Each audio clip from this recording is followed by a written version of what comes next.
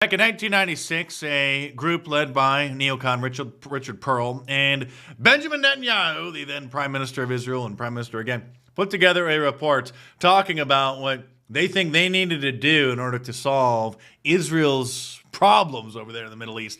And one of those things was to remove Saddam Hussein from power, which, of course, we later did under the disguise of having supposed WMDs, which, even if he did have them, posed no threat to the United States. I could see some of the morons in the comments now. Others have already unsubscribed because they're so unsophisticated they don't understand really what it is that's going on here. And so they're going to say, well, you're against Israel. I just can't believe this. Aren't you a crazy? I'm not against them. I'm not for them. I'm an American. I simply don't care about the problems halfway around the world in other countries that don't, or rather, in a perfect world, shouldn't involve us. Because then we can avoid things like Al-Qaeda and Osama bin Laden targeting the United States, which was because, again, the United States has been financially and militarily backing Israel for, well, almost 80 years now. When Generation Z figured this out and started making viral TikToks about it, then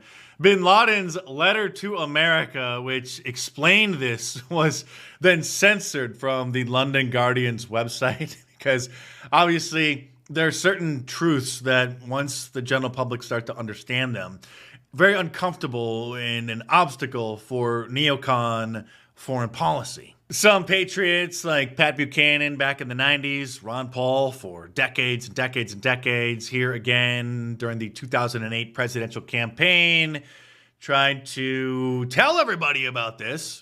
Intervention was a major contributing factor. Have you ever read about the reasons they attacked us? They attack us because we've been over there. We need to look at what we do from the perspective of what would happen if somebody else did it to us. Are you suggesting we invited the 9/11 attack, sir?